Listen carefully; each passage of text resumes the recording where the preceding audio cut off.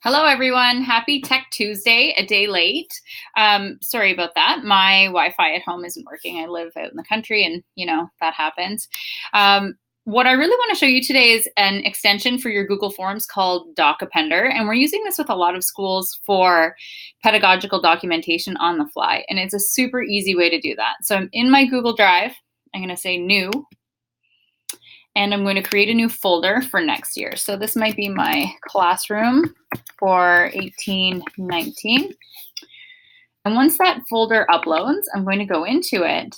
And every single student I have in my class, I'm going to create a new Google Doc for them. So I'm going to say new Google Doc. And I am just going to use my kids' names for this right now. Nora. Once I've created the document, I've put her name on the top. I'm just going to close it. I don't need it anymore. I need to do another one, new Google Doc. And we'll title this one Claire. Oh, okay. Let's click here. There we go. Shortcuts. Close it. I'm going to create another new video or another new Google Doc. We'll title this one Mark because he's not in the office right now. So we can say he's going to make bad choices. Poor Mark. Okay, there we go, Mark. And let's say that's my whole class. It is a little bit of front loading, but it's super quick and super easy. So I am going to now just go back to my drive. And I am going to say I need to create a new Google form. So I'm going to go down into Google Forms. And I'll give my form a title. So maybe this is my classroom observations because it's all about making those observations on the fly. This one is going to be the name section for my students. And all I'm going to say is multiple choice. And I'm just going to leave it blank for now. I'm going to say add a question. And maybe this is subject. And I can say, well, maybe this one I want to do multiple choice. So let's say language for option 1. Say math for option 2, science, health.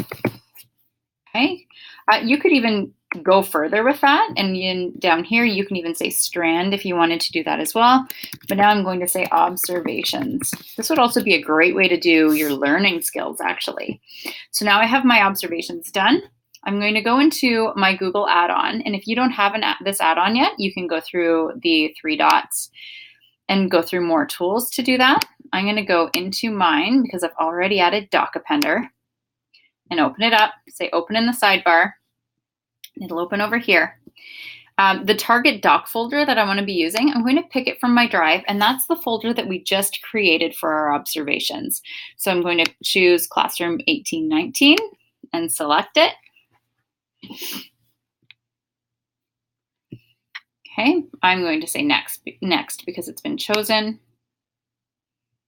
And it says select question. Oh, it's not populating yet, so I'm going to have to refresh the list. And now it'll be there. So I want to select name. And you'll see when I do that, say save and populate, it automatically populates this list with all of the names from those docs that I have in that folder. So I'm going to say next, and it's going to ask me when we answer these questions, do we want a timestamp? Yes, we do. That's the best part of it for the pedagogical documentation aspect. Name is already on the folder, so I'm not really worried about that. Subject, I'd like to know that because I have options here, and I definitely want those observations.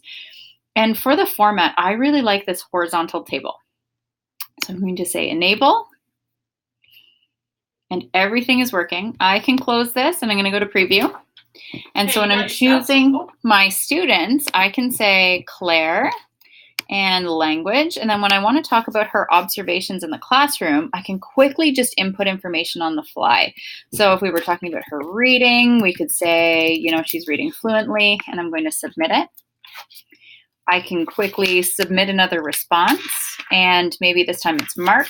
And in math, he is, whatever he is doing in math, and he is doing all of his he's doing his math facts fluently. Okay, submit that one. I would always just leave this open. And then anytime I want to see what all of those observations were that I put in, I'm going to go to my drive and I'm going to go back into that folder and I can choose. You can see I've got marks right here. The table's already populating. If I wanted to do another classroom observation for Mark, I could click it off, say language. I could talk about his writing. Anytime I submit it, it automatically populates over to Mark's form. So there's the language comment, and everything is also done chronologically. Now, if you're doing this on an iPad, the best thing that you can do is go in through Safari. You can do this from a phone as well. You can go through Safari, you can open up your Google Forms from your drive, and then you're going to click on the export button in the top right-hand corner. When you do that, instead of saying you want to bookmark this site, you're going to say save to home screen. And that saves it as a really quick shortcut that looks like an app on your device. This way you can open it up, you can quickly say your observations, and then you can click send and it automatically populates into your doc. So let me know if you have any questions. This is a really awesome way to be doing your documentation on the fly in your classroom, and it keeps everything off your phone, and it's awesome. Okay, have a great day.